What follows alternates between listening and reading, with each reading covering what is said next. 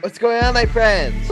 Welcome to episode 70 of the Get Game On podcast, bringing you the hot stakes, latest stories, and spicy picks starring New York, New Jersey, Philadelphia, national, and international sports. Hosted by yours truly, Grassani, joined us around by Cunningham, Reich, Marcellus Murdock, and Sam Morell.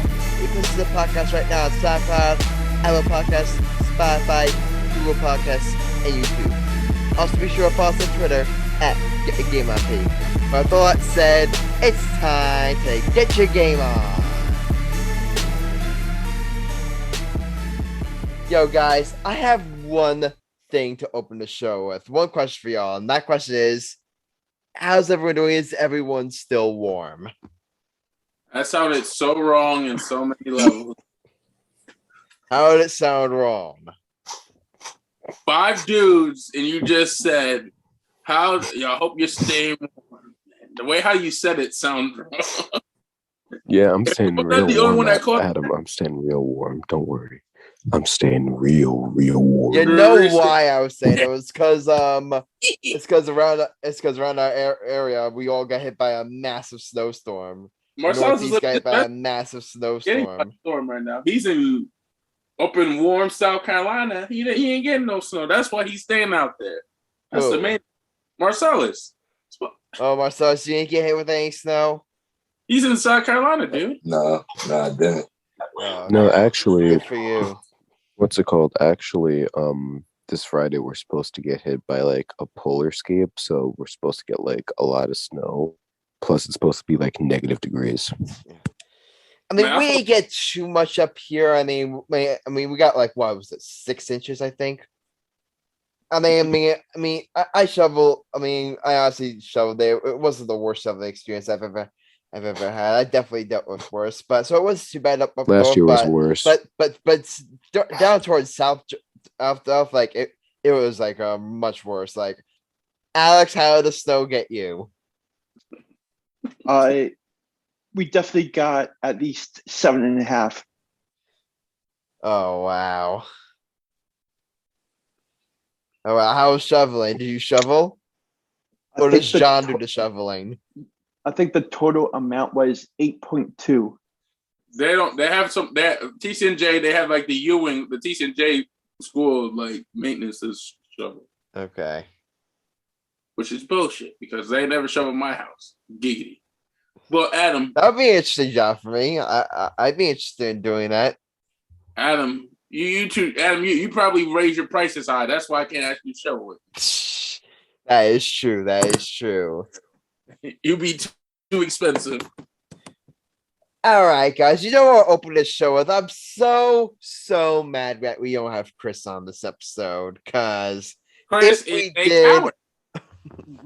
if we did, I think it would be kind of like it'd be kind of like an interrogation. It would kind of be like Chris, an interrogation. We love you, man. Chris, you are a brother. But why you doing more late not shows than Sam is? You're turning into the new Sam and Marcellus. Punctuality, my friend. Join the show. Mike, to be fair, my shoulder has been bad and I'm getting physical therapy for it finally. So that's the only reason why I haven't been on the show, because it's basically been dislocated this entire time. Sam in his defeat is still making up excuses. But the point is, you guys are some funny Negroes. But Chris, next time, I feel bad that your Chiefs lost on a field goal to the Bengals at all teams. The Bengals, even though I say Burrows is the future of the NFL, and everyone looked at me like I was crazy when I said it, Adam. Remember, on this show, I said it. He's going to be the future. He's the future. His future is going to be soon than later. Did I not say it on this show? You said it, yeah. And Alex looked at me. He's like, you have no idea what you're talking about. And I've been a fan of Burrows since he was at LSU. I've been a fan of him too. And I told him, if he gets in the right system, I'm saying this. I'm going to say this on record. The Bengals are going to win on February 13th against the Rams. Look at me crazy. They're going to win. And every time I say about a Super Bowl team in the Super Bowl, I'm always right about it. Anyone want to put a little? How about we put a little money on this line? Anyone want to do a little money bet? Anybody?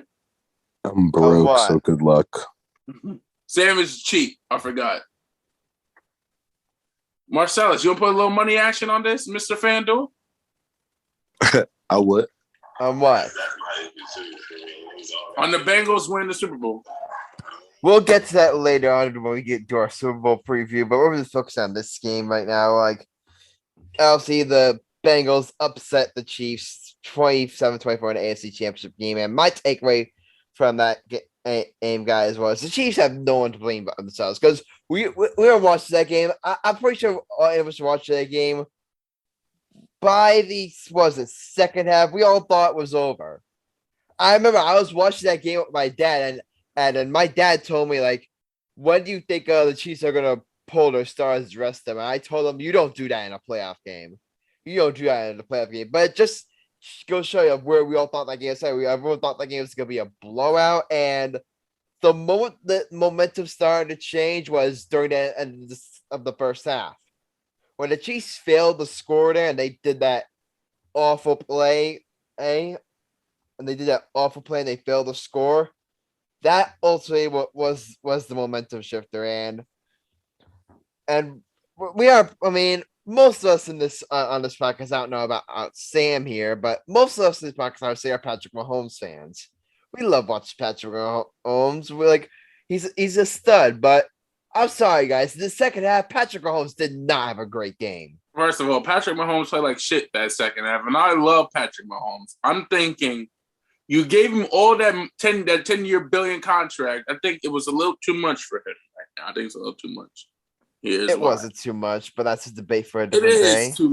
Okay, here's the thing. The contract I don't think was too much, just because you have to remember who we're talking about. We're talking about Patrick Mahomes. He's supposed to be like this generation's Tom Brady. Yeah, he's supposed to be this generation's version of Tom Brady. But games like who we're going to be talking about later on the show, by the way, but go ahead. Games like that, though, are unacceptable. Because, like, if you saw it in the first half, he looked like the Patrick Mahomes we all know he is in the playoffs. He's that type of dude. But that second half, I'm not sure what happened, especially after the coin flip. The coin flip went in his favor, and he still somehow screwed it up. That's something we don't see from Patrick Mahomes a lot. So I'm not a Patrick Mahomes hater. I don't hate Patrick Mahomes. Like I always say on this podcast, he is a stud, and he's like a top 3 quarterback in the league for a reason. But I think it's going to be interesting watching him in the future, because I feel like something like this could easily derail his career in the wrong direction, or he'll come back even stronger from this, which I hope he does. But it's going to be interesting to see how he bounces back from something as stupid as that type of mistake. It wasn't really just a mistake. It was just a series of mistakes. It was, because like I said, in the first half, he was like a Patrick Mahomes we all knew. But again, ever since like that final play, which I've heard people debate, they should have gone for a field goal there. Like, I don't necessarily say they had to go for a field goal, but if you're like, why not just try passing like into the end zone? If it like that's what she should have done. They should try to throw up past the end zone. Instead, they do this like screen with who I believe Tyreek Hill. I believe. I forget. I'll have to go back and rewatch it, but they try to do it also, and then they don't get the touchdown. The clock runs out, and instead of getting getting 3 points or 7 points, they get nothing, and that ultimately like cost them the game, because then all the momentum shifted. The Bengals came back at halftime. Joe Burrow played like a stud, and the rest was history. I mean, Alex, you got something to say? Speaking of stud for Joe Burrow, he was 23 for 38 with 250-yard passing. And he had, alongside Mixon, who played incredible, in the backfield. He ended up having 88 yards on 21 carries, including 28 yards on the final 42-yard drive. So he was definitely a big help for the offense. And I think that going into the Super Bowl, it's definitely going to be crucial for Mixon to get a bunch of reps in the backfield. And I think that it's going to help the offense do some damage against a very good, talented Rams defense. Hold up. I definitely agree. And what can you say about Joe Burrow? And I mean, Michael, you got something to say? Yeah, hold up. I thought you didn't see my hand because my hand is too big. But all seriousness, I think Joe Burrow is the top 5 up and coming quarterbacks. He's in the top at least 5 or 10 in the new upcoming football. He's definitely top 10. I mean, I don't know about top 5 yet, but he's up there. For this generation, he's the top 5. Oh, for this you mean this generation? Okay, yeah, then definitely he's top 5. Here's the thing. He's been counted out his whole entire football career. When he went to Ohio State, they said he won't make it.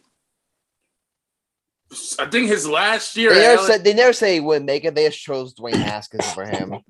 Here's the thing. I think people counted him out though, not because he was a bad player.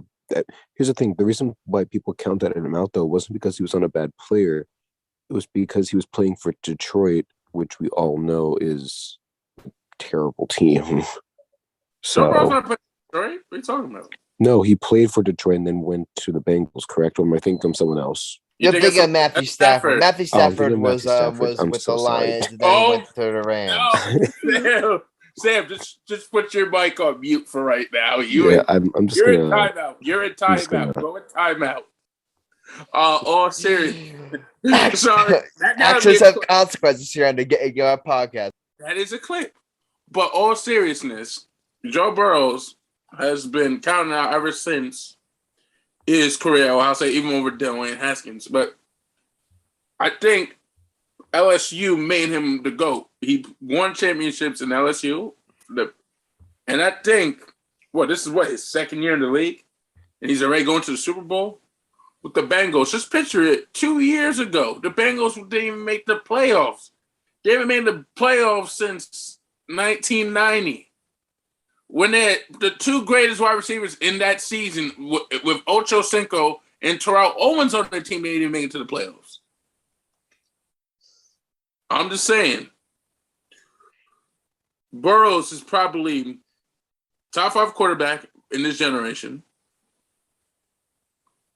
But Adam, all seriousness, I'm thinking, who's going to be holding that Lombardi trophy? Both teams have great weapons. We'll discuss this during a Super Bowl preview. Go ahead. Both teams have both weapons. But to Sam's thing about Matthew Stafford, I'm going to switch it up to Matthew Stafford. He played 12 years in Detroit? 12 years in Detroit. 12 years? 12 years. This is his 13th year. Yeah. So this is 12th year. He played 12 years in Detroit. The Lions are the joke of the league. We all could agree on that. They're the joke of the league. They've definitely held Matthew Stafford back for a very long time. No, I listen. I think, and this is saying something personally. I think Detroit may actually be a worse franchise than the Giants, and that's saying a lot. So I can agree with you on that one. First of all, the Detroit Lions. You had Calvin Johnson, who's probably one of the greatest wide receivers of all time. You put him with Matt Stafford. Okay, great. What can you do now? You couldn't get the job done with. You got here's the thing. Here's the thing, boys. The Lions were good in the 80s and the 90s. They were good. In the last 20 years, they've been playing like shit. We all can agree to that. My little cousin, who's 10, he asked me this question. You think the Lions will ever win a Super Bowl? He's a Lions fan. My little cousin's a Lions fan. It depends. How old is your cousin? 10. So I think they'll win one in his lifetime. I had to laugh in his face. I had to literally laugh in his face and tell him, Anthony, I don't think so. I'm sorry. Detroit's never. I'm sorry. Unless Detroit Like, I see Detroit maybe 20 years from now winning a Super Bowl. Maybe. But Maybe in our maybe 20 years. Or I don't think maybe Lions will. I think on my Minnesota Timberwolves. deathbed, I'm just saying. I'm saying this: the day I die is the day the Lions won the Super Bowl. Damn, you want to die at like 40 or something? Like, damn. No, they ain't gonna win the Super Bowl. It's like it was like when the Cubs won the World Series in 2016. Nobody was more shocked than me. My grandpa, who was a freaking Cubs fan, loved the Cubs. They won the World Series. He was either surprised or drunk. He was that shocked. Well, I mean, what's it called? The Toronto Raptors won the NBA championship, and you had Kawhi Leonard that was scoring 40 a game, but that's here and there. But you didn't expect the Toronto Raptors to win. Everyone thought like, oh yeah, they'll make a nice, pretty run, and then they'll get swept. The only reason why they won that series because KD was injured and Klay Thompson got hurt in Game 6. But that's here. That's a different debate for another time. That's a different debate for another episode. But Adam, here's the main question: Do you think Burrows will win the MVP in the next 3 to 5 years? Joe Burrow? Yeah, winning MVP in the next 3 to 5 years. I can see it. I can see it. I could see it. I mean, I'm not sure if I would predict it, but I think he's definitely capable of winning MVP at least sometime in his career. I think he's going to be. I'm gonna put in his record. When Alex, remember when he got drafted? Me and you were on the Zoom call, and I told on another Zoom call. I told him Alex this by his third or before 5 years he'll make the Super Bowl, and I told Alex that, and Alex looked at me like saying, "Boy, you are crazy to think that." That's why Alex hasn't said nothing about me being crazy about Burrow. That's why he's in shock right now, Adam. You know what I'm saying? Wait. Your statement right there will be successful if he beats the Rams. All right, I said it. He will make it to the Super Bowl, and I even told you he was making it to the Super Bowl. Even on a bad team on the Bengals, he makes bad teams good. He made LSU that haven't won a BCS championship in years, won the college football championship. Let's see what Joe Burrow's a gamer. Joe Burrow's a gamer. Time player. This was his first playoff, and he's going to the big dance. Here's the thing about Joe Burrow is that second year. I think what separates Joe Burrow from like your average everyday quarterback, the guy clearly has an it factor about him. He just wins. He just wins. I have a question. It's very similar to like to Eli. Like the guy just wins. First of all, Eli, we ain't gonna talk about that. Sam, go ahead. Mike, I just want to know, how would you feel about this statement? Do you feel like Joe Burrow is going to be more, if not better, than Tom Brady's career if he continues this type of momentum? Do you think he could be another Tom Brady past Patrick Mahomes?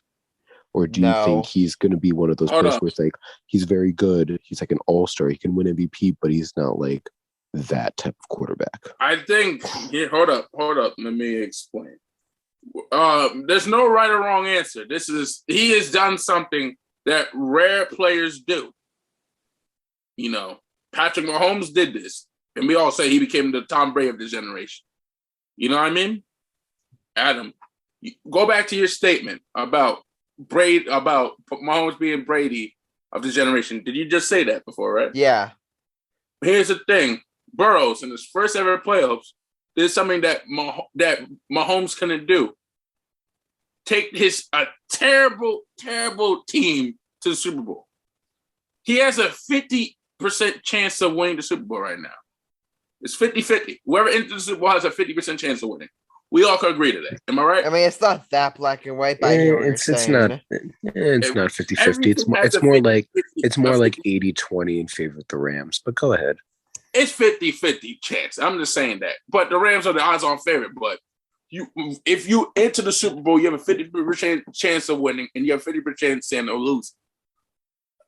But however, to answer Sam's question about Joe Burrow being a Brady player, of the generation and probably sweeping Mahomes. Here's the thing: if Burrows could win MVP and win the Super Bowl, I'll say I'd say he could do it. I think he's up there because he had. I don't know.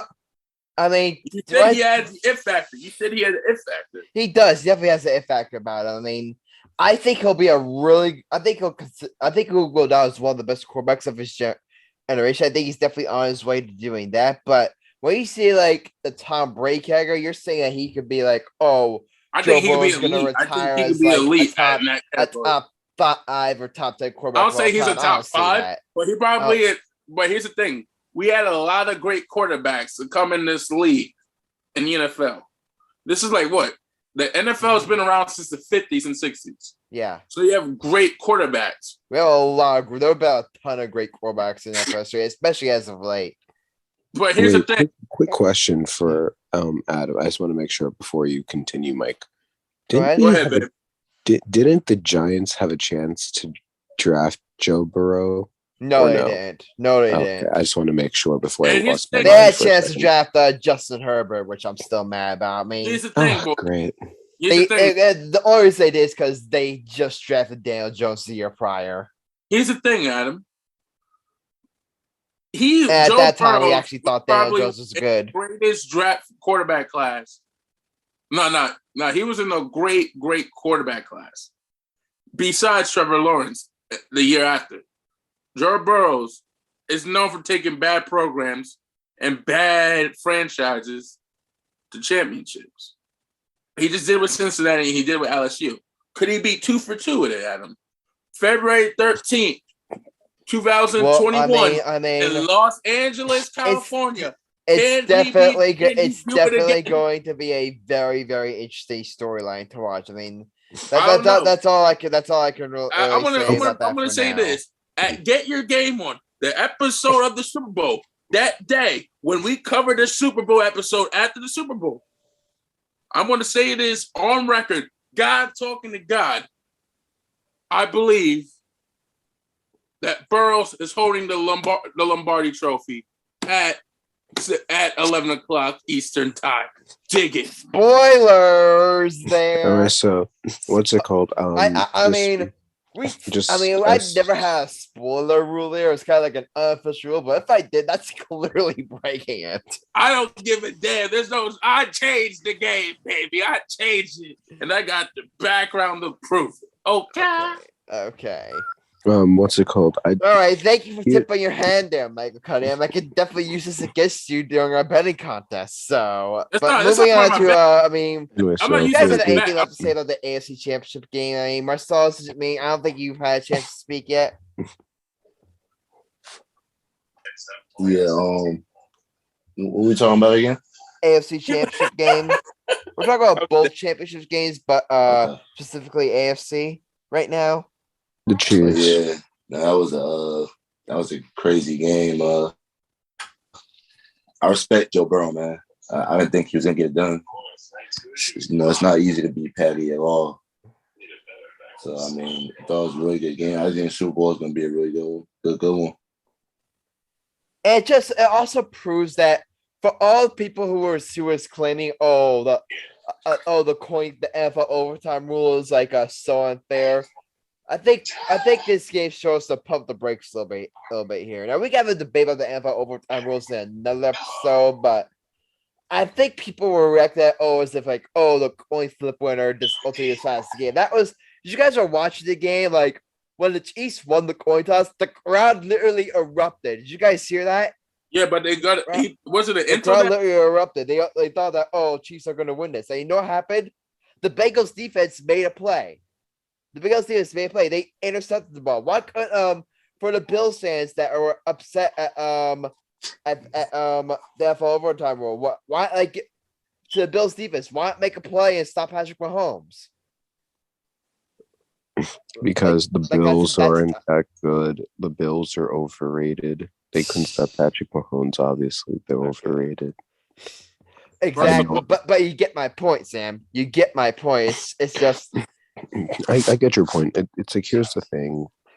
You have to remember, everyone's going to try to make some sort of excuse for why their team doesn't win the playoffs or a certain team wins the playoffs. It happened with the Raptors.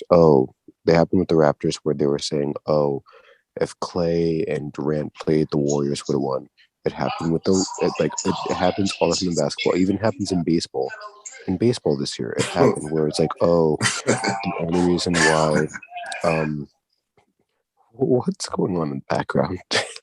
Marcellus, are you watching like some football or some shit, boy? Go on, Sam. Anyway, so it even happened this year. Like people were saying, the only reason why, oh my God, I'm blanking on who won this the World Series this year. The Braves. The only reason why the Braves won this year was because like the other teams that verse like the Astros and the Yankees that verse the Red Sox got unlucky. And like first of all, just had bad play calling and just had like, they just didn't do right play calling with coaches and they had the right coaches and this and that. And I'm just like, yeah, but that's team construction. It's the same thing with the NBA where it's like, the Lakers only won because they were inside a bubble. All right. Every NBA team was inside a bubble. Preach, brother. Preach, baby. Exactly. I couldn't agree more, Sam, because here's the thing, and that goes to the Chiefs too. Like that's how big takeaway is. The Chiefs had every single opportunity to win this game. They were driving out of the field late, and they had a chance to like score a touchdown, put the game away. They ultimately did. They had to sell for a field goal. They win the coin toss, and they have a chance to end the game there, or at the very least take the lead, and they didn't do that. The Chiefs had every opportunity to win this game, and unfortunately, they didn't. That was my big takeaway from the AFC Championship game.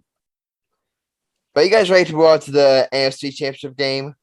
Got something to say. I mean, we've touched a little bit on it already, but Rams take down the 49ers 20-17. God bless the country. I can smile again. It's not that surprising that the Rams won. I mean, it's not that surprising the Rams won, but similar to the AFC Championship game, like the 49ers like were up big. Like the 49ers, like they had like they're up like what 17-7, like I believe. No, it was 17-10. It was 17-7 at one point. It looked like they were on the way to win the game, and ultimately their offense just got completely shut down. It just shows one thing I think I've learned from this playoffs, and this will be a little hint towards my Johnson. We will be talking about them a little bit later on the show. Who gives a fuck about that? But here's the thing. It just shows how much a quarterback makes a difference. Like, look at the Rams with Jared Goff and the Rams with Matthew Stafford on night and day. Now, Jared Goff isn't a terrible quarterback, but we all can agree Matthew Stafford is a clear upgrade. He's a clear upgrade. He sucked in Detroit. We all can agree to that. Yeah, we saw in Detroit, and look at what happened. I mean, the Reds are always good, but they were never like this good with Jared Goff. With Jared Goff. Yes, they made the Super Bowl with Jared Goff, but still, that Super Bowl against the Patriots versus the Rams was the worst Super Bowl game I ever saw in my life. The worst. That's because the Patriots won. That's why. Yeah. No, it was the worst offensive game on both sides of the ball. Yeah, it was that. I mean, we'll talk about that game later on, but the way Matthew Stafford performed this game, at least performed the playoffs, and you definitely got to give him credit. And we also got to give credit to a guy that we've talked about a lot on this podcast. Odell Beckham Jr. has just been a stud this postseason, man. I think Sam, you've been like kind of like an Odell critic like on this podcast, but even you've got to agree the guy has just been unbelievable. I literally said on this podcast, would I want him on the Ravens? No, I wouldn't. He doesn't fit. Would he work really well in a Chiefs offense with Patrick Mahomes? I literally said if the Chiefs pick him up when they could, if they pick him up, or if the Green Bay Packers pick him up, they were going to the Super Bowl because they have then a wide receiver who is very good and has been getting better only, and a legendary quarterback. The Rams got him. as soon as the Rams got him, I immediately said in my head, they are making the Super Bowl. I now have a question, though. Captain. I'm not lying. That's literally what I said. As soon as they got him, I'm like, they have Matthew Stafford. They have Odell Beckham Jr.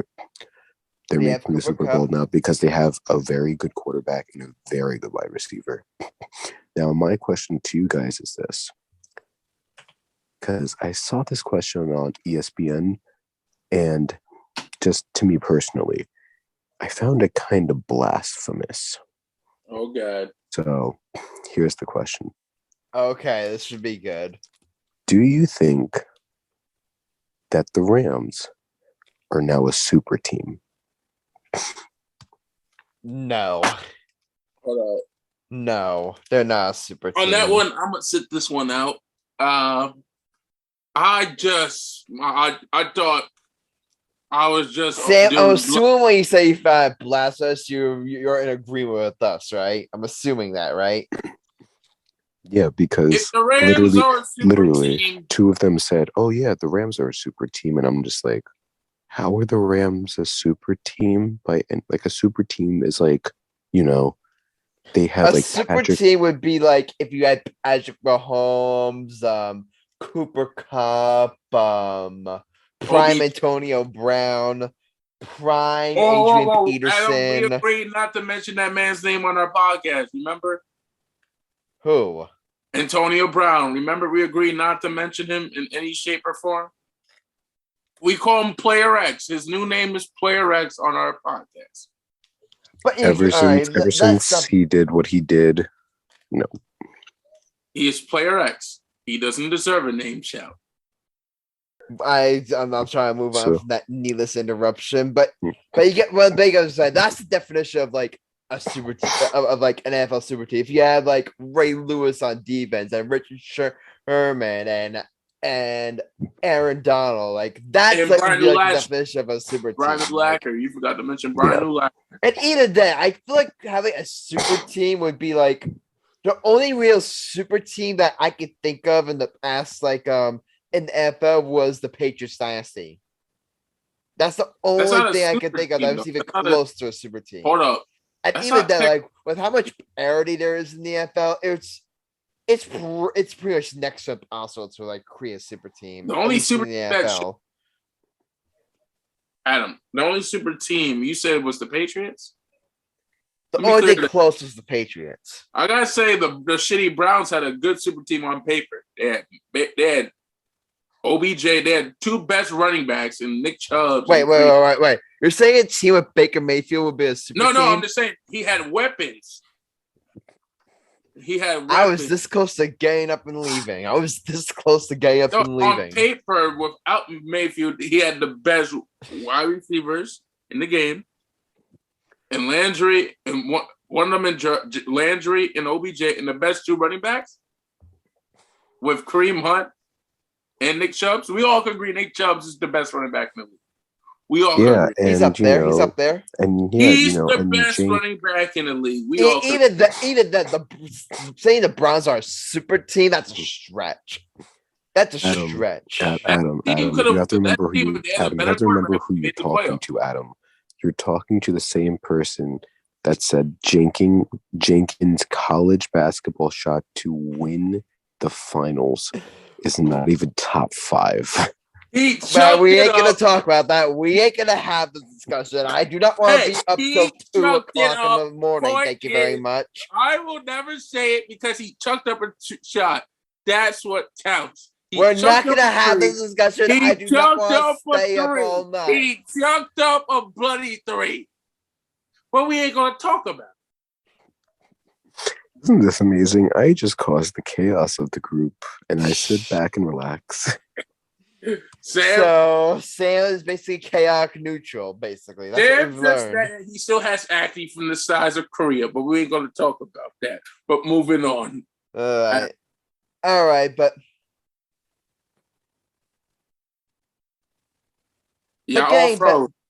But getting back to, the Chiefs Rams game, like we said before about Odell Beckham, getting back to Odell Beckham Jr., I feel like LA is the perfect landing spot for him because knowing OBJ, like honestly, as a Giants fan, we've had him for for a good portion of his career. Like knowing OBJ loves two things. OBJ wants two things. Loves two things. He loves winning and he loves the spotlight.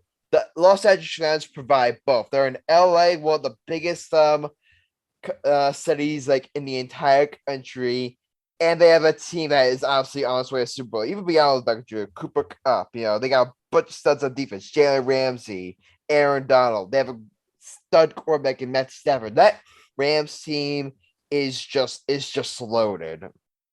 And they're again. I don't want to give too many words. They're going to be the favorites going to the Super Bowl. So all Beckham Jr. if you're listening, like definitely hats off to you.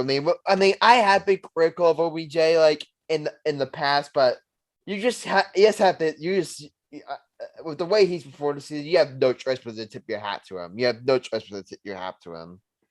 And Cooper Kupp's been amazing too, and the Rams they're gonna be a fun team to watch in the Super Bowl. Go ahead, Michael. I had a little fucked up joke to say. OBJ loves to be in hot tubs with guys in the shower and also loves to dance a little bit. But that's what OBJ loves as well. I mean, I've heard worse jokes from you. I've heard plenty of worse jokes from you. That wasn't even a joke. That was just probably a statement. Exactly. He probably likes to party but that's Mark Sanchez who likes to party with underage women, but we ain't gonna talk about that. A joke, a good gay joke for him probably would have been, he plays his heart out.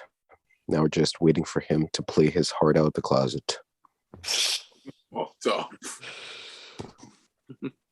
All right, what's next? I mean, Alex, Marcellus, do you have anything left to say about the AFC Championship game? You mean NFC? NFC Championship.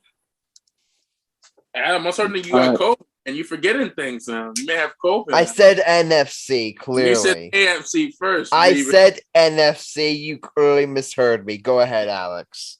Adam, you better watch that bass in your voice before I put my foot. All right, but I did have this. It just shows you like how good. I feel like these two championship games, they've shown you like what a good quarterback in different respects. We said for Matt Stafford, and we said before with Joe Burrow. Like, remember, like the Bengals not too long ago, they were one of the worst teams in the league. We looked at them as like one of the worst teams in the league. Now, look at Joe Burrow and how he's chased them around. I mean, let's not act like the Bengals are a perfect team. Yes, they got great weapons, but their offensive line is not good.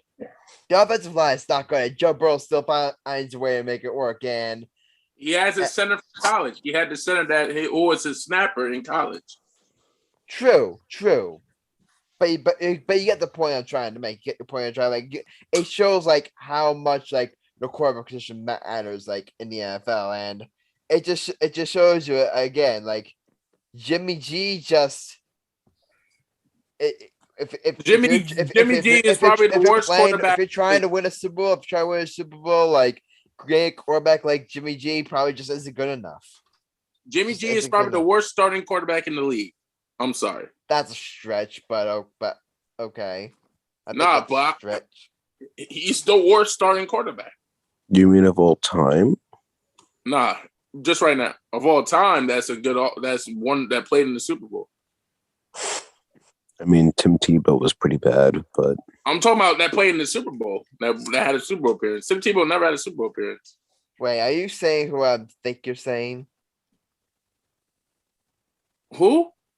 Oh, you're saying that the worst starting quarterback ever made it to the Super Bowl was Jimmy G? No. That's what I said. I thought you were about to diss Eli. I thought you were about to diss Eli. Oh, Adam, you know my hatred for Eli Manning is like. Go ahead. Say it. I dare you. Eli Manning was put you on the waiting room. Adam, you think I'm afraid of you? Adam, if you put me in the waiting room, I quit. And then you had to get another person to do Mike's hot take. So good luck with that. Oh yeah, that's right. Mike's hot take is coming out. I forgot, but I mean, Marcellus, Alex, anything left to say on Eli Manning is the worst quarterback that ever made it to the Super Bowl. Ha! Can't say I didn't warn him. Can't say I didn't warn him. It was worth it. It was worth it. Yep. Fuck Eli Manning for life. Fuck Tony Romo for life. Fuck Zeke for life. All right, so are we moving to Mike's All right, hot we're take moving. now? I mean, I'm not even gonna. No one as championship game days. We're moving on to the segment of the show that is about as insane as I don't even know. As as insane as is his mind. Mike's hot take.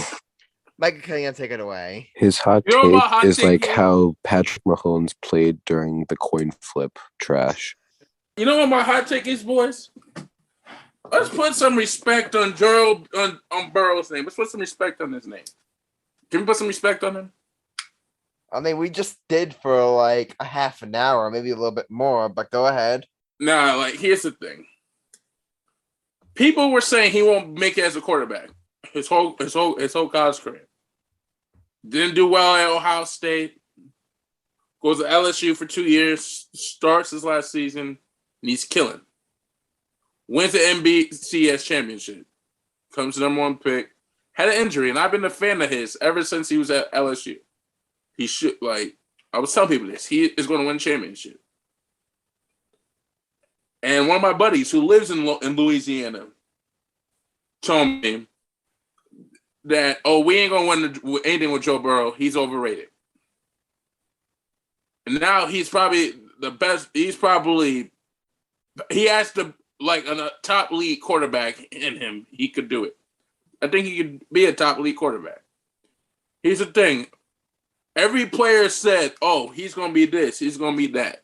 Let's be realistic, Chris. No, sorry, Chris. You're imaginary to us right now because you're not on the show. But Sam, Marcellus, Alex, and Adam. Well, let me only ask you guys a question.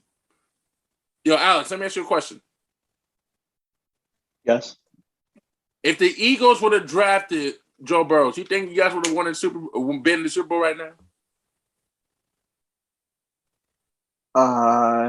I would say yes. Marcellus.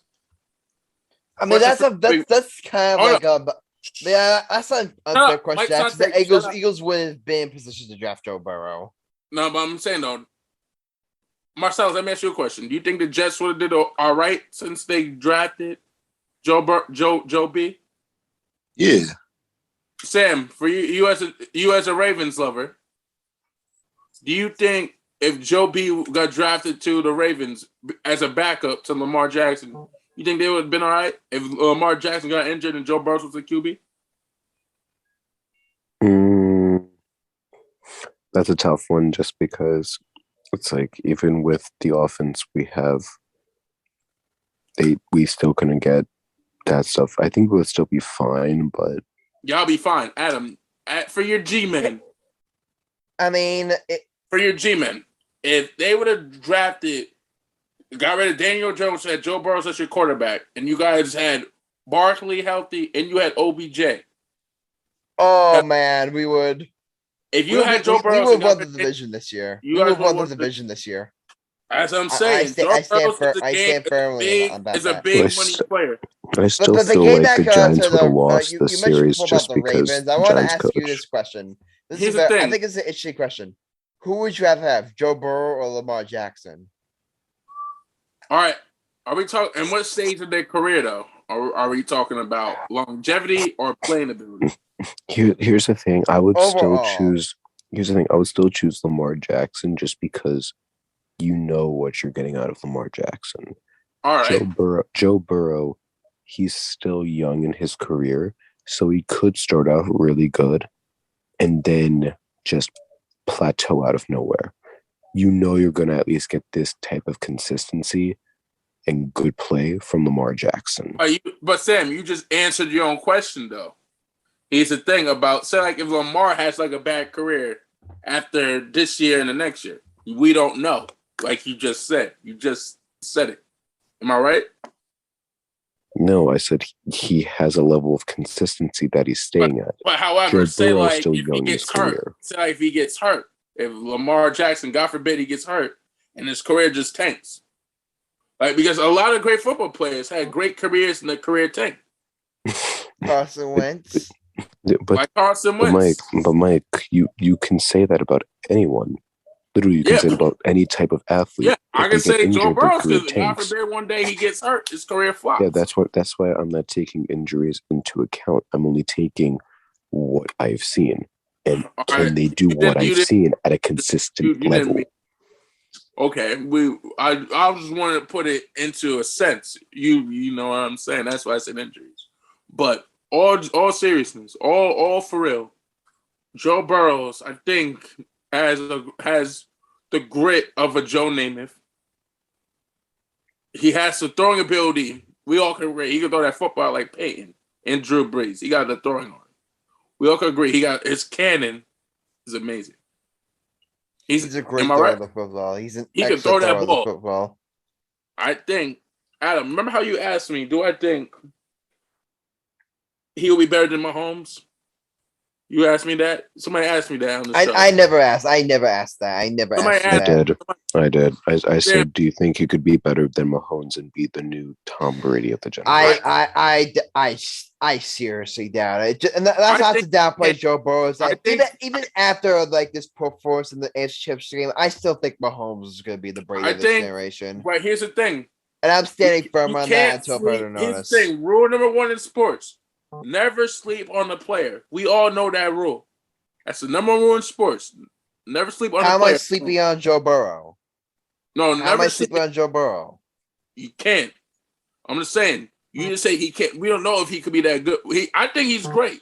I've been telling people this. I'm not dissing Joe Burrow. I'm just saying like he's not gonna be as good as Patrick Adam, Mahomes. There's a point in the time you weren't a fan of Eli Manning that well. You weren't a fan of him. I know. When was I? You weren't a bigger. I wore his jersey every single time in high school during the Super Bowl run. There was a point you said he was soft. As God is my witness. Wait, when did I say that? When did I say that? High school math class. Okay, that's it. I'm out. You said that. Oh God, you little lying piece of shit. That's how you get rid of him. So, guys, how's the weather today? How was the weather? Hey, you guys hear the piece? You guys see we can all talk. Can I start on voting on this hot take? Oh shit! Yeah. Adam's actually left the room. Sam, what do you vote on my hot take, Sam? So I'm going to be the first vote. I disagree with you just because this really wasn't a hot take. It was boring. Like I'm sorry, we all know that Joe Burrow is going to be like that type of player. He's going to be that level of player. That's just not a hot take. That's just a boring take. A hot take would have been like, oh, the Giants will make the playoffs next year. That's a hot take. Who cares? You know, Sam, I can't lie to the viewers now. That's sacrilegious. Hey, Adam, how's it going, buddy? I'm still recovering from what you just said, but you said he was soft. You said he was soft. When did I ever say that? Remember, never once in my entire life was. He was only time I wasn't a fan of I was back in 2018, 2019 when I realized it was time for the Giants to move on from. That was the only time I was not a fan. Even then, I was still a Eli Manning fan. Stop fucking lying. Why are you always lying? Stop fucking lying. You're spreading misinformation about me on this podcast, and that is a capital offense on this podcast. Adam is a lying. Why you fucking lying? Trying to stop you lying. Michael, if you could pull up old podcast clips of if you could pull up if you could pull up a clip of me actually calling Eli Manning soft of whenever, if you could pull up a clip if I gotta go and build a time machine from 10 years ago, if you could do that, I will give you something. I don't know what it'll be, but I'll give you something. Let me have sex with Alexandra then. Let me have sex with Alexandra. If I could pull that off and build a time machine. Boy, but Adam, Michael, is your hot take done with? Yes, you give me your car if I could build a time machine and then break a clip. Okay, I mean, Sam, you were still in the middle of giving your verdict. He said no. He said fuck my. All right, he said no. I mean, all right, guys. Here's my verdict, Michael. My verdict is no. I mean, first, is it because I said Eli Manning at the end? Is that the reason why you were spreading misinformation about me about Eli? I mean, even before that, the hot take was just, yeah, I agree with that. I think Joe Burrow is gonna be good, but you were saying like, oh, he's gonna be as good as Patrick Mahomes and stuff like that. And yo, Alex, you gotta change my name, Alex. I think that now could he be like I just think that's like going too far. Now could he be like a really, really great special career? Could have a really special career. I agree, but Patrick Mahomes right now is on his way to becoming this generation's Tom Brady. He's on his way to becoming this generation's Tom. All right, you are sucking Mahomes' dick heavy right now. And you have your mouth on his dick right now. So hard. I think Joe Burrow will be special, but you were just trying to say, oh, he's gonna be this like all-time great quarterback, and I just can't see it right now. And plus, you were and this all that Eli Manning stuff that false information you spread out me. This is an easy no for me. All right, so can I go next? You already went, Sam. You already went. I mean, do you want to go again? I'll say it. I'll say it again, just because you weren't here when I first said it. So I'll say it again. I'm gonna say no, but it's for a completely opposite reason of what you were saying, Adam. I do believe that Joe Burrow has the potential to actually be like the next Tom Brady of this generation and pass Patrick Mahomes. Suck it, bitch. My thing is, the reason why I'm saying no is, for me personally, this is not really a hot take. This is really boring, because it's like, yeah, if you don't think he's going to be as good as Patrick Mahomes, he literally led the trashy team that the Bengals are to a Super Bowl in his second year. He's going to win an MVP probably like by his fifth year. I'd be shocked if he didn't. And he's going to be in the league for a good like 20, 22 years. Yep. So he's going to be a very good quarterback. So that's what I'm saying. This is more of like a boring take for me. That's why I'm saying no. It's not a hot take. Plus, that argument between you and Adam, that wasn't even a cat fight, because that would be an insult to women in general if I called that a cat fight. So yeah, you're getting a no. Fuck you, Sam. Love you too, buddy. Who wants to go next? Sam, I hate you, and I always. All right, Marcellus, you can go next. Come on, seal it. Seal Marcellus, I also think it was kind of boring. Oh, Marcellus, we are blood. I remember that, Marcellus. Next time you need a favor. I mean, I agree. I mean, it was kind of boring, man. I mean, Joey B wasn't supposed to do that. A lot of people didn't think he was going to do that. It's not easy to beat Mahomes. We all know that. I hate all of you, and I was deaf on some of you. Okay, so you're voting no, Marcellus? Mm-hmm. All right, Alex, go. Here is my verdict. If you put a stupid song on, I'm going to smack you. Michael Cunningham. That shit is boring. So we'll assume that's a no. I'm sorry. It looked like you stuttered. No. Okay. It looked like you stuttered a little bit there, boy. It's a unanimous disapproval from Michael Cunningham. So sorry, Michael, your hot take has been disapproved, and your record is now I think this is what his 8th disapproval, so his Hey, record Adam, is you think you can 62 do and better? 8. Wait, hold up. Since you guys like to vote on my hot takes, how about next episode's coming up? Adam, you do the hot take. If you have any set of balls. Okay, I'll come up with something. I'll do the hot take. The hell? Me and Adam gonna do 2 hot takes. Mine versus him. We'll go head to head. All right, so we'll debate on something. You want us to debate on something? No, let's do a 3-way. No, how about we all do a hot Adam take next episode? If you guys all want, criticize like my hot take, how about we all do? I think that should be like our season finale where we all just do a hot take and see who has the best hot take. I feel like that would be a good season finale. I'll mark our viewers, down. Big Daddy Cunningham can't give you all the flavor every episode. Big Daddy Cunningham needs a break. I gotta do all these white boys on the show, and 2 black people. Big Daddy Cunningham. Who calls you that? Your mama. That's all you need to know. Damn. I found that one. Okay. Sorry, Sam. I forgot to tell you, I am your father. That's why you have a ding of a black man. You're welcome. Okay. Are you guys done? Sam, I love you, you big old piece of shit. I love you too, you milk turd. All right, guys, we're moving on. We are moving on. All right, guys. Tom Brady is retiring. No, it's not confirmed. He didn't confirm it. Is he? This report came out. I remember I was like in my car. I was like keying off my car or like stuff like snow and stuff. I was digging out my car for snow, and I got this report from after Tom Brady's retiring. I was like, what? Oh man, because you heard me. We were having this discussion, I believe, a few episodes ago. Is Tom? No, Brady this is like episode 35. I said no. I said I would be shocked if he retired. So I got the notification. I was shocked.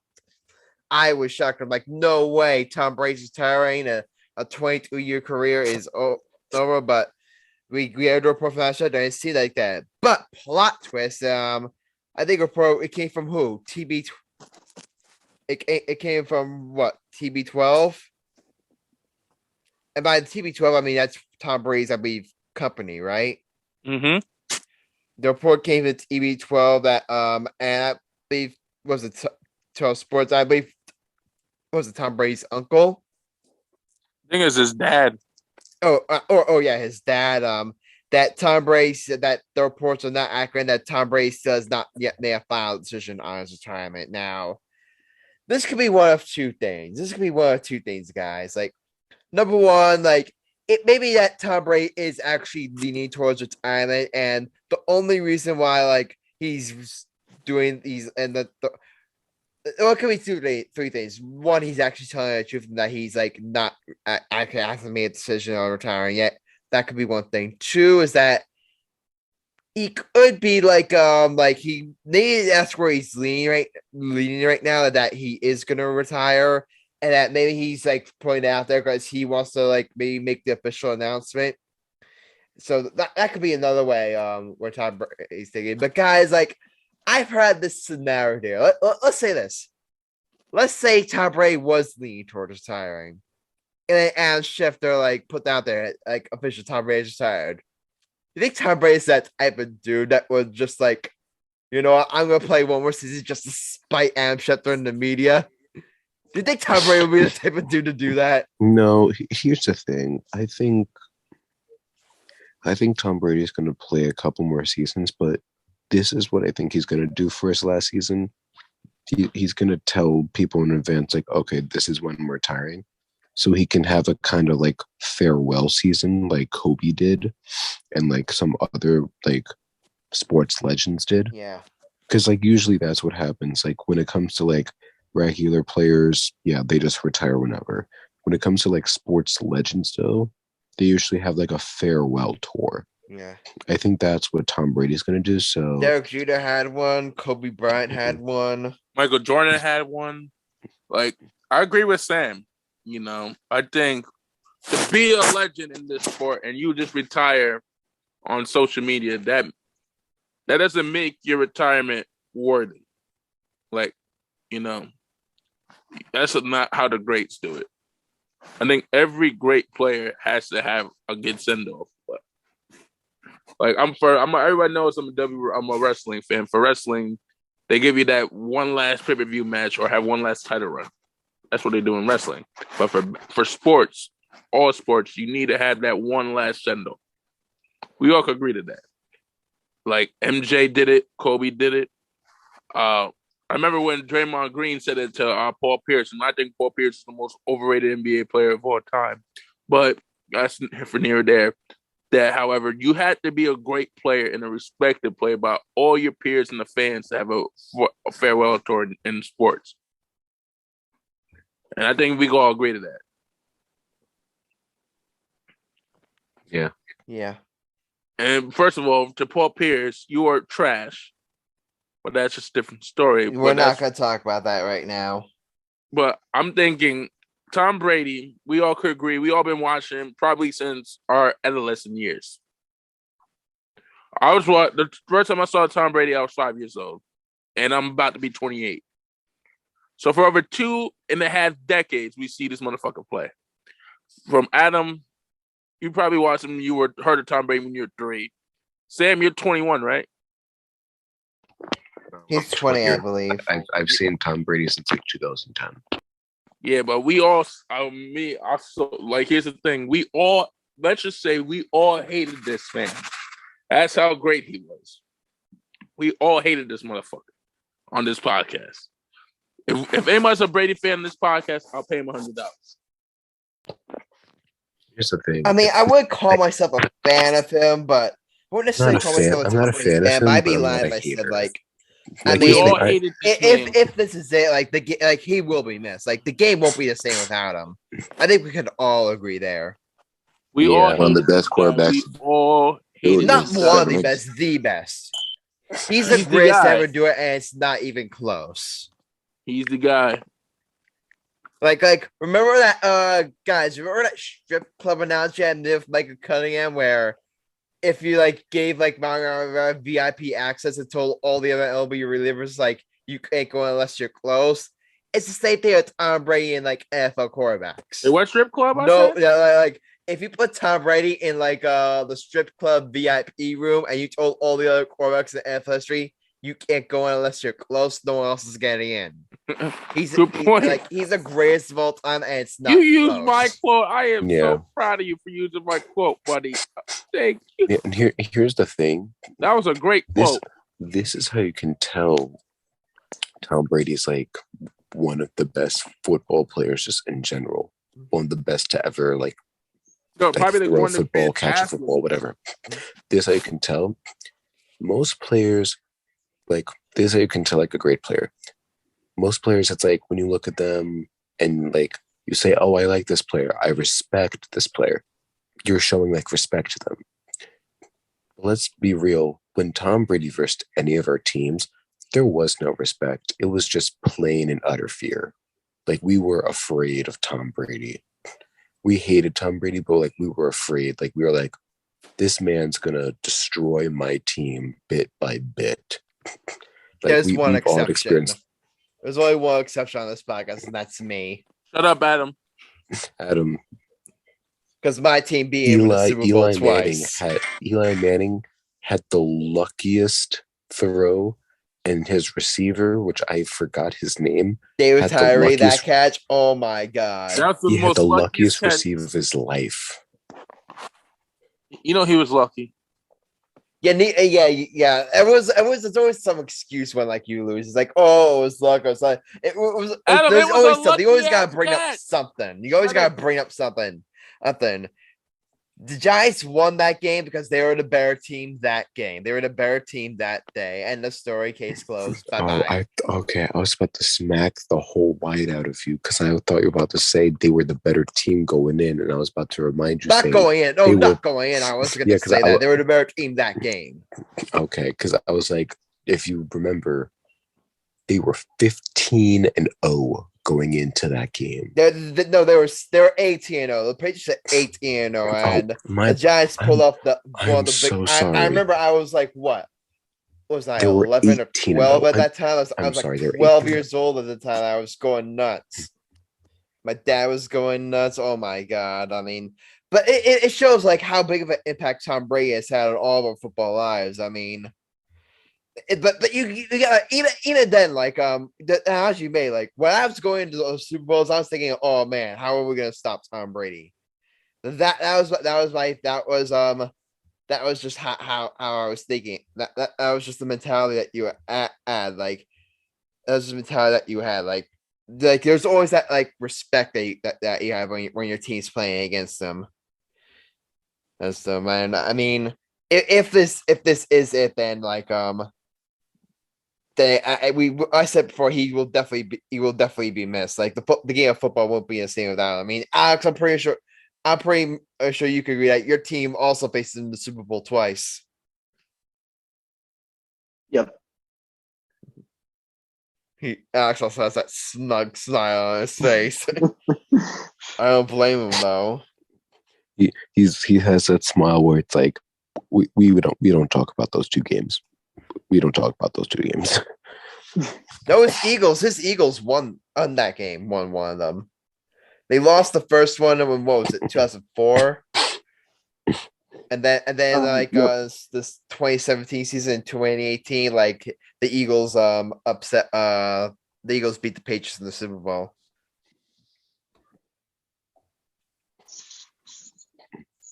Oh, so we're breaking this down as if it's official that Tom Brady's going to retire. Because as right now, we don't know officially whether or not he's going to retire.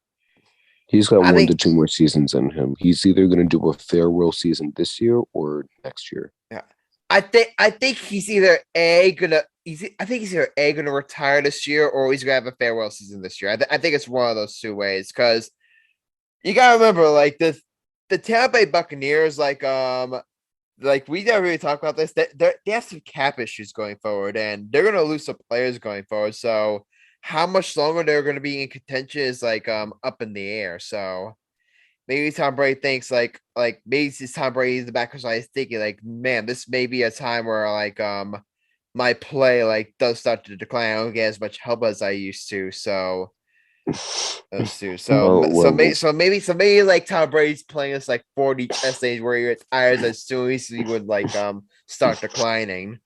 Well, if this is Tom Brady's last go, well, here's the thing: if this is Tom Brady's last run, we have, in the words of a song by Boyz II Men, although we have come to the end of the road of his career. This is the end of the road. I can't believe I want to say this. And half my body is telling me, my mind is telling me no.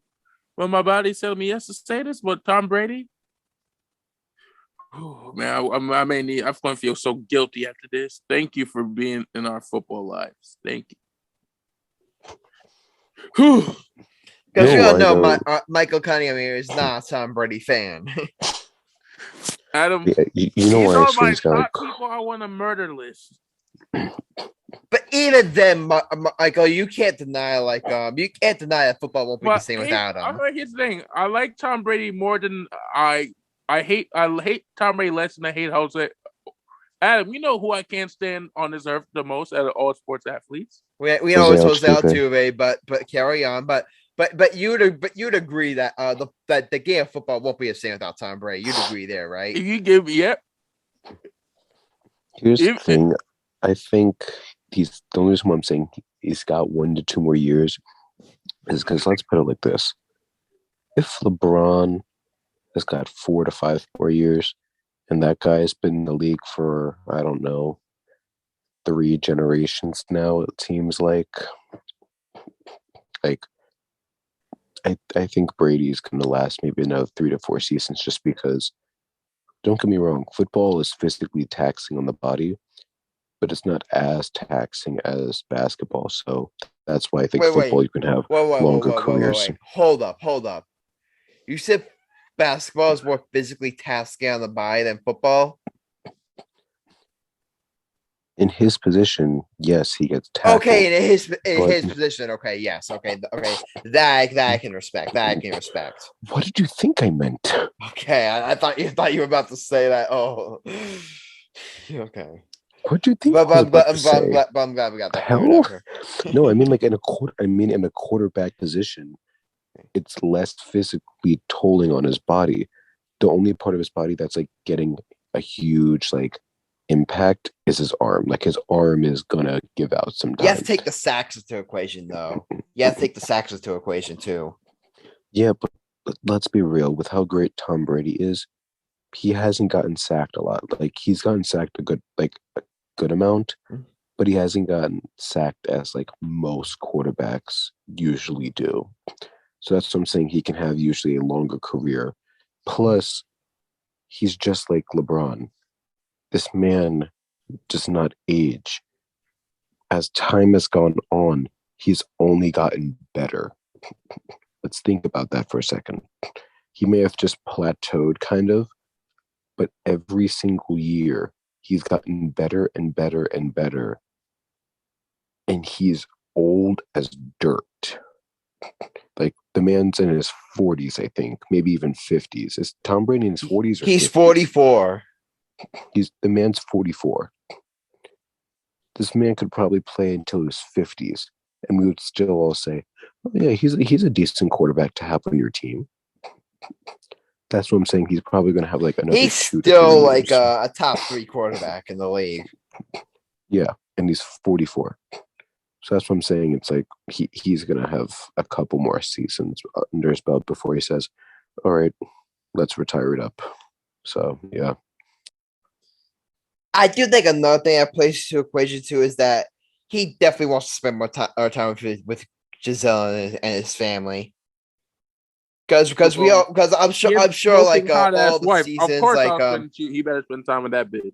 Yeah, like he definitely wants to spend more time outside. So in the back of my, he knows that Giselle like is saying you know what, honey, time to come home. Like I'm pretty sure he's had those discussions with his family. So I was usually I was leaning towards you, Sam, that I think he was gonna play a couple more seasons. But now that I think about it, like I think either A he's gonna retire, or B like he's gonna do like a farewells type of season. I think it's gonna be one of those 2 things. That's where I'm leaning towards right now. But we could change on me. I mean, do you guys have anything else to say about this Tom Brady stuff? Alex, Marcellus? I think Tom Brady, man, he's one of the best. And I hate him. You gotta respect him too. We hate him, but we respect him. Yep. We all said we hated this man. This man made our life a living hell for many years. Tom Brady, we salute you, brother. Definitely.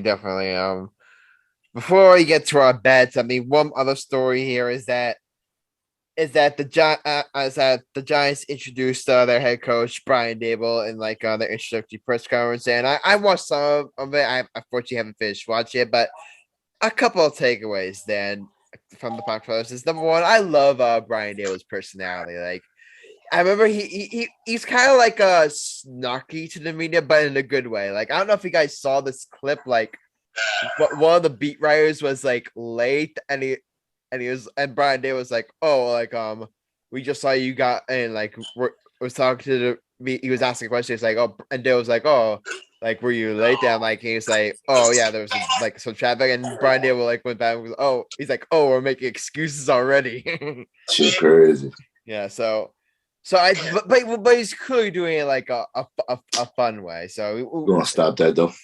Yeah, exactly. He was clearly doing it in a fun way. So so that was my first takeaway. That's number one. Number 2 is that it looks like that the Giants like are keeping Patrick Graham as their defensive coordinator, assuming he doesn't get assuming Graham doesn't get like any head coaching jobs. And I think that's the right move. Like there are a bunch of issues with the Giants that we've discussed in depth, but I think Patrick Graham's like very, very low on the list of concerns. The guy has done a really the guy has not done a bad job with this defense. He's not done a bad job.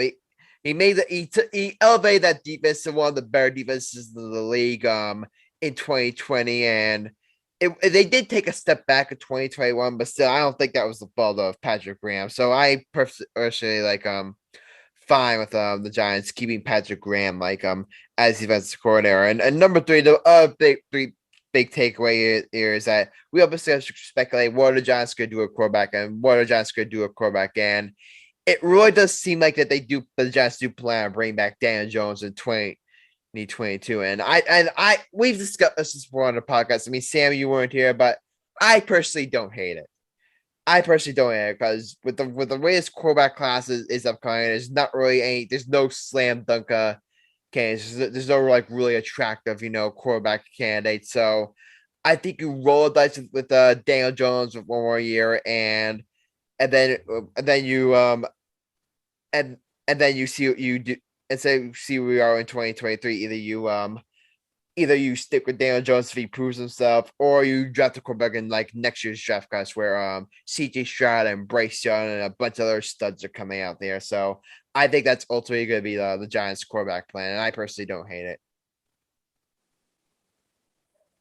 But again, the one thing that does concern me is that I mentioned this before is that it was for Bryce Young and CJ Stroud. Those are two top quarterback classes that are coming out next year. Like Sam, I mentioned this last episode.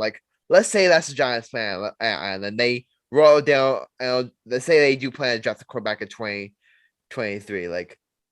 What if they're not bad enough to have a top 2 pick, and B, what if they're not bad enough to have a top 2 pick? Now you could say, oh, they could always trade up, but then you have to think, what if the two teams that are picking 1 and 2 are the Texans and the Lions? So that throws a wrench into the mix. So, but overall, that's just one concern. I mean, there's definitely a bunch of things. We don't even know if that's what they're going to do at quarterback, but that's the sense that they're going to as that they do plan on bringing back Daniel Jones for 1 more year, and I personally don't hate it. I think that's what you do. You roll the dice with Daniel Jones for 1 more year, and then you see where you at come 2023. I don't know if you guys disagree. I don't know, bro. I don't. Honestly, my guy, I don't know what you do with Daniel Jones. Honestly, I said before. Sam, I don't know if you're going to disagree with this. I said this last episode. The best thing I can say about Daniel Jones, the biggest compliment I can give him is that he's an NFL quarterback. He is an NFL quarterback. You're not going to find, at least not right now, 32 quarterbacks in the league better than Daniel Jones. You're not going to find 32 quarterbacks better than him, at least not right now. Well, wait, whoa. Hold up, buddy. I love you. But you just said you can't name 32 quarterbacks better than Daniel Jones? Not right now. Not at this moment. Adam, where do you think Daniel Jones is a top 33 quarterback? Is what you're trying to say? 32. There are 32 NFL teams. He's not even. I think he's probably one of the worst starting quarterbacks in the league. We all could agree with that. That I can agree. But he's at the bottom with. I agree there, but that's the biggest compliment I can give him is that he's an NFL caliber. He's an NFL caliber quarterback. We said before, where's that going to get you in the NFL? Where's that going to get you? I think he's a bad starting quarterback in the NFL, but he'll be a great ass second option quarterback. We all agree with that. You think he'd be a great Nick Foles type, is what you're saying? Yes, yeah. I have the exact same opinion about Daniel Jones. I have the exact same opinion. I think I won't put him as your face of a franchise. Exactly. And we just saw. We said before. I mean, Giants discourse has been all over his Daniel Jones, saying that it's the offensive line that's been the reason some perform. Look at the Bengals. Look at what the work Joe Burrow has done with the offensive line. With the offensive line. Look how good Matthew Stafford has been with the Rams. Now, the Rams are a bad example, but look at the Rams. They upgraded from Jared Goff to Matthew Stafford. The Giants need to find an upgrade at quarterback. Whether it means Daniel Jones takes a huge leap forward next year, or they bringing someone new. So Giants need to address the quarterback position because even if let's say it's guys, even if Daniel Jones does take that leap, what's the best case scenario you can see Daniel Jones becoming? I think the best case scenario is that he becomes a Jimmy G type. That's the best case scenario. If that's the best case scenario you have with the quarterback, that's a problem. That's a problem. So that's why, and that's why, like, I have been in favor of the Giants potentially trying to make a trade for Russell Wilson because if you bring Russell Wilson, you have your quarterback. You have those important position in sports locked up for at least the next 3 or 5 years. But as of right now, I personally don't see that happening. So just moving on with the realistic options. Like another option I proposed to you last year. I mean, Sam, you weren't there. Is that maybe the Giants draft a quarterback in like the the second or third round, bringing a guy that could be a good backup to Daniel Jones or compete for a starting slot. Because that's another problem the Giants had last year. Once Daniel Jones got hurt, they had nobody. They did not have a capable backup to Daniel Jones. They did not have a capable backup to Daniel Jones. So that's something that the Giants need to adjust to, whether it be either in free agency or draft. But if the Giants, like, let's say, I've been reading like a lot of mock drafts lately. I mean, I don't know how I'm not sure how into like the scouting game you are. Like, I've heard some people have Malik Willis out of Liberty, like, falling into the second round. If Malik Willis falls to the second round, I think the Giants ultimately have to take a chance on him. Like, why not why not at that point? Bringing a guy that a lot of people thought was going to go in the first round, albeit in a weak quarterback class, and you take him the second, take him like in the second round. I personally wouldn't hate it. I think have him and Daniel Jones battle out for the starting spot. If neither of them prove to be the guy you ultimately drafted a guy in 2023. This is kind of like a rehash of what we said last episode. I'm pretty much saying the exact same thing and that we said last episode, but that's ultimately like we're on right now. But ultimately, I still said before, I personally love the Brian Daboll hire because the biggest thing is this is one of the biggest issues with the Giants last season is that offensively they were so unimaginative. They were so bland. They were so boring. Sam, you heard me rant about that over and over. And then finally bringing in a really, really good offensive line. You do all this research on Brian Daboll.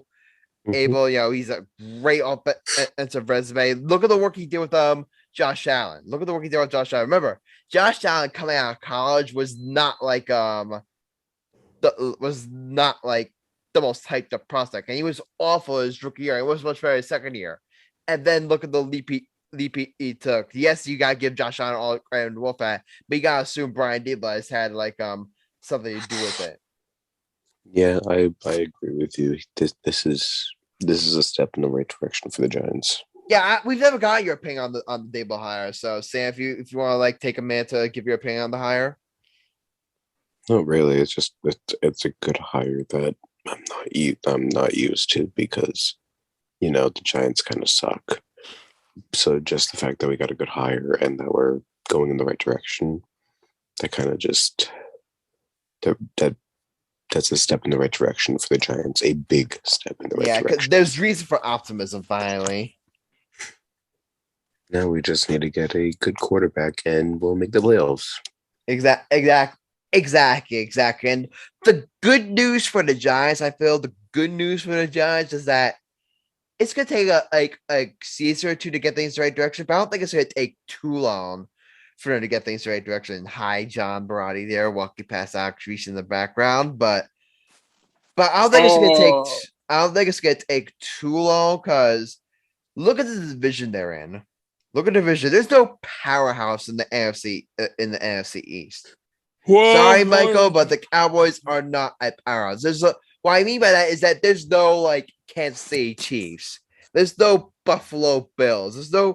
It's there between what the Jets are going through right now, Marcel. It's the reason why I would be concerned is that Jets says that they're in a really tough division. The Patriots aren't going anywhere. The Bills aren't going anywhere. Even the Dolphins are going to be competitive. So the Jets are in a really, really tough division.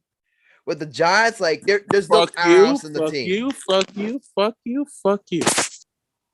You're really saying that's me because I said the Cowboys aren't the powerhouse. They're a really, really good team. Don't get me wrong, but do you look at them? What I mean by powerhouse is you look at the Buffalo Bills. They're all but certain they're gonna make the playoffs every single year. The Kansas City Chiefs making the playoffs every single year. I can't say that about the Cowboys. Yeah, I remind you what happened in 2020. So it's not out of the realm of possibility that the Giants could build a team that could attend for this contend in like not the toughest division then? Like in the coming years. What happened in 2020? I had to refresh my memory. What happened? Y'all missed the playoffs. That's what happened. And who was in the playoffs then in 2020? Y'all missed the playoffs in 2020. That's what I'm saying. But your team is still garbage. There you go. That's what I'm saying. They're in a weak division, so it's not out of the possibility to think they can. Back in the day, the end in a weak division sometime sooner rather than later. Now, if they finally have competent coaching and a competent general manager, that's what I'm saying. I think Michael's like really twisting my words right now. That's what Michael's done all up. So he's always twisting my words. He said I saw Eli Manning was soft. That was wrong. I twisted my words. You said it before. You said it before. You said it because we agreed to it. If you can find audio of me saying that, I will take it all back. But you can't. Adam, we gotta go 10 years ago. Adam, we have to go 10 years ago. I literally had to build a time machine and go fucking 10 years ago. All right, you guys ready to move on to our bets? Yeah, boy. All right, guys, it's time to move on to bets of the episode. We're going to recap to recap last episode. It was very, very interesting here. Yeah, I think we got to start off with the big highlight, guys. You know what we're starting off with? I still think this is a dream. Our friend Sam finally nailed one of his crazy parlays. He had the Orlando Magic and the Mavericks over the Mavericks on Morell and the Pistons over the Cavaliers. And both his teams won. And you know how many points this boy added? Sam added 93.6 points. I'm just still in shock. So all y'all can suck my dick because now I'm in third place and now I'm actually a competitor. No, you just got lucky and you know it. That's why we ain't respecting it. You right. tried. Michael Marcellus, I got good news and I got bad news. Michael Marcellus, I got good news and I got bad news. What's the good news? The good news is you both won your bets. You had the Warriors over that on Monday. You both won your bets. What's the bad news, bitch? You each only add 2.94 points. No, we should have more. They're both the same bloody record and the same fucking. You only add 2.94 points. You want to get mad the odds. First of all, the odds are hoes. Shut up. The odds is a slut. Another guy on this podcast was bet.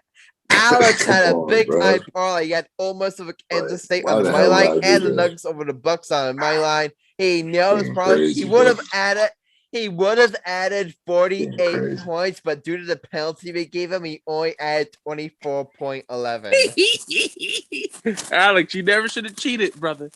Hey, I want to be laughing because 24 is way better than what you got. Still in first place, bitch.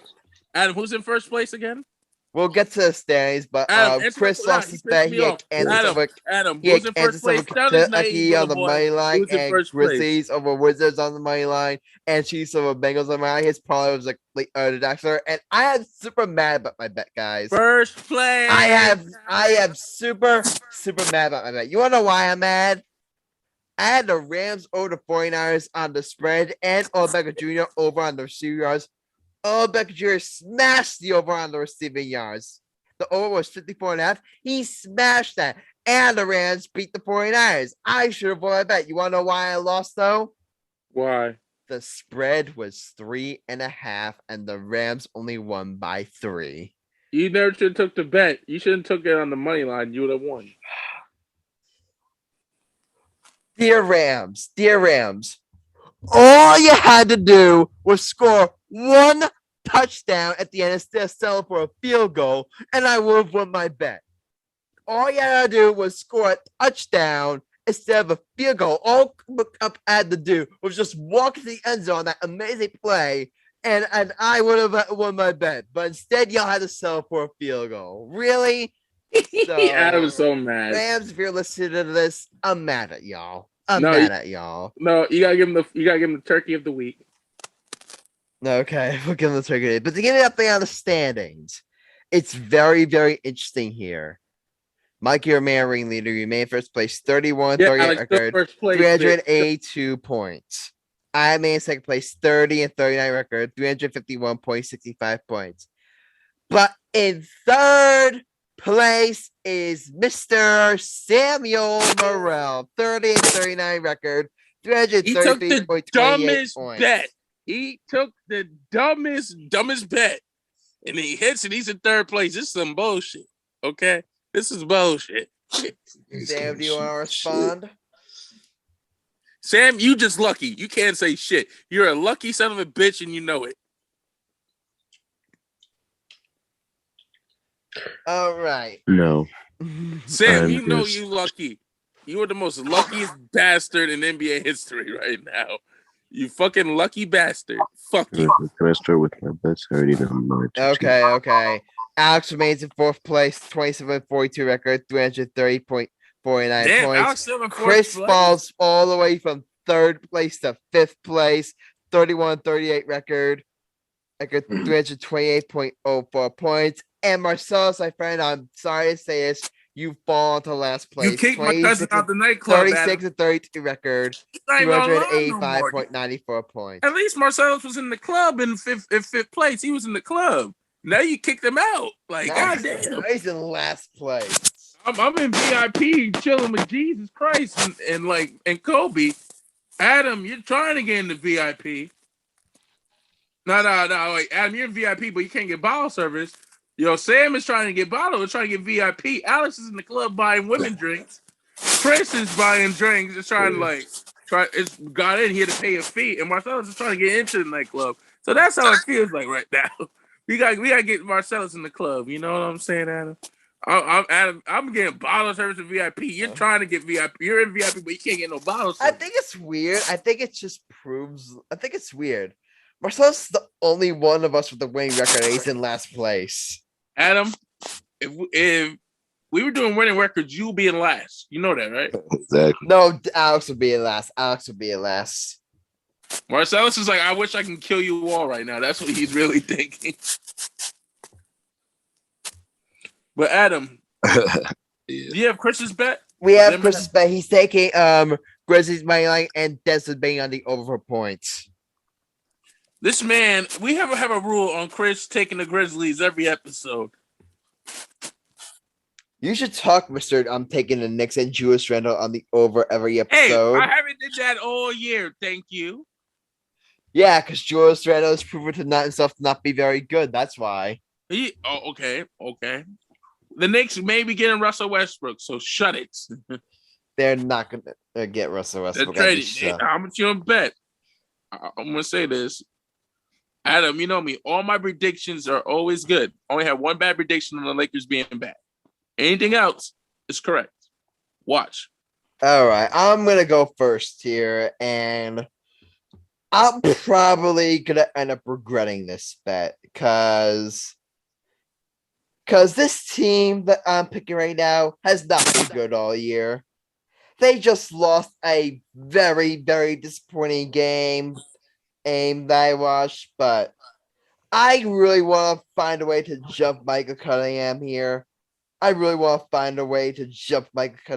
So I'm still gonna do this, but I want to find a way to see if I can make a big 30-pointer and jump Michael and go into first place. So I'm gonna do it. I'm taking the New Jersey Devils over to Toronto, I believe tonight. Adam, Tuesday night. If your team And I'm loses- gonna take Jack Hughes getting a point in a same game parlay. Dear God, please hope the Devils lose and Adam stays in second place and let him. Just so you know, this past game those were up what 4-2 and they blew the lead. That's been the season in a nutshell. That's been our season in a nutshell. We gotta get Yanni back on just so I can rant about that. Just so we can rant. Or we gotta get someone like Devils related on so I can rant. But Devils over least money line and Jack Hughes point. That's I bet. All right, who wants to go next? Alex, you usually follow me up here, so you want to go? Yeah. I am doing a 3-game parlay. Ooh. You get half points, bitch. I don't care, bitch. Your mama. Next, pick your bet. Okay, so Sam just left us again. That dick. So I am going to go with Kansas State money line against Oklahoma State. Okay, let me get that down. Okay. Go ahead. VCU money line against Dayton. VCU VCU over Dayton. He's picking shitty teams again. And this is the big one. Illinois upsetting Wisconsin. You were a fool for that. Nope. You were damn idiot. You are a damn idiot for picking a bet that's worth 2 points, you dum-dum. Still in first place, bitch. Where are you? Fifth. 2 points won't take you far. I'm still in the first place. You trying to get you ain't even gonna win. Just remember, your points are cut in half. All right, Sam unfortunately had to leave the show early. He's doing Pelicans and Magic on the money on a parlay. Pelicans and Magic on a parlay. We have to stop him with those bets. He must be stopped. Imagine they win again. Imagine if they win again, Adam. Oh, okay. Well, if they win again, then there's nothing we can do. So. No, imagine he'll be in first place if he hits again. All right, Marcellus, you're up. I'm gonna take the Warriors money line, and I'm gonna take the Phoenix Suns -7.5 spread. Okay, Warriors money line and Suns on the spread. Gotcha. All right, Michael Cunningham. Last up, go ahead. I'm gonna do a parlay. I need the points.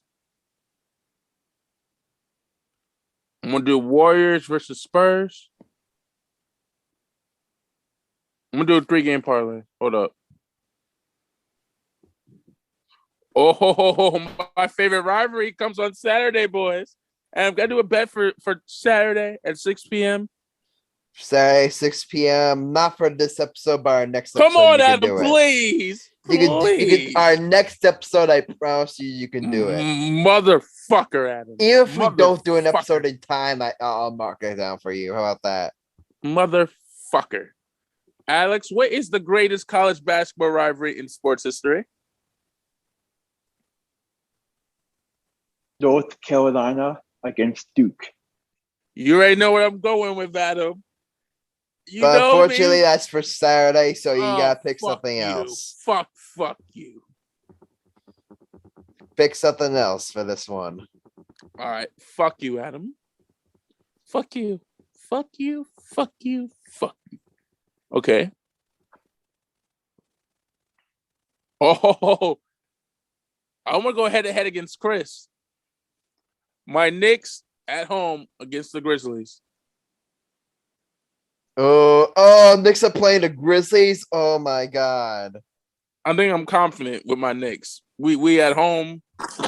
We just beat the Kings. That's gonna be big. That's gonna be the big head-to-head matchup. Chris Kern, if you had the balls, you accept my challenge, bitch. I think he picked the Grizzlies. Did he not pick the Grizzlies, Alex? Yeah, he did.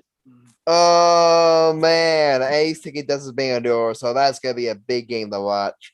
My Knicks. I think that'll be an upset too if the Knicks beat the Grizzlies. Yes, get here, our bets, guys. This is our what, 5th to last bet before the Super Bowl. The Knicks are in 11th place, in the Grizzlies. I will be at that game too, boys. I got tickets for that game. Your boy got tickets for that game. I'll be at that game in person watching my Knicks win. John Morant's about to go crazy though. All right, guys. That's all for our bets, I'm and that's all for this episode. I said 3-game bet. I got 3-game bet. Oh, you got one more? You got one more? Okay. You know what? What's today's date? It's officially the 1st. I'm gonna go with the Jazz against the Nets. Money line. No, you mean the Suns? No. This was for the 4th. This is the 4th. But today's the 1st. Oh yeah, I want to say one thing before we go up there before we leave. But all bets aside, I'm gonna do. Your bet? What's your bet? All right, I got it. Hold up. Give a brother a chance. Hold up. I'm gonna do a surprising bet. I'm gonna do Cavaliers versus the Rockets. Gotcha. Yo, watch Michael nail his first 2, and then the Cavaliers get upset. Adam, take that back. Watch that happen. Shut up, Adam. All right, guys. That's all for our bets, and that's all for this episode. Before we close out the show, unfortunately, Sam left, so I couldn't say it to his face, but I do want to wish a very, very happy birthday to Sam's mom. So if you're listening to this, we all love you. Hey, yo, but Adam, but for our boy, our anchor is having his birthday next week. We gotta get to our viewers. Yo, show some love for Adam for his birthday. It's not yet, but it's coming up. But don't give her a party. It's a secret. It's a secret right now. Something special for that. You're talking. All right, but or we may be doing something special for that. I don't know. All right. Well, I have one thing to say though, Adam. But guys, you have any final thoughts? Happy Black History Month. This is Black History Month. February 12th. Yeah, that's it. Black History Month is officially underway. So, I mean, Michael, if you racist bastards that watch our show, we don't want your business. This is a Black Power show. This is Black. We said before, if you're a racist, this podcast isn't for you. Yeah, and Happy Black History Month. But for me, Black History Month, knowing me, is every day for me. To give us a shitty month because in all the public and private schools, they teach us a month about Black history. We should always be teaching Black history. Yeah, but Adam, wrap up the show, brother. Yeah, but Michael, if you want to do like something for Black History Month, like for the podcast, like definitely let me know so we can definitely set something up. All right, I'm with that, baby. All right, guys. That's it. It's been episode 70 of the Gay Game Podcast with yours truly, Adam Grassani, Cunningham, Alex Reich, Marcellus Murdock, and Sam Morell. If you like what you heard, leave a like and follow or subscribe to the podcast. Also, if you want to join the conversation, leave a comment or review, and may feature it in a future episode of Man, My Friends. Don't shoot just nasty. If you imagine a world, believe in it and dive in. See you next time, and until then, stay lit. And we're out.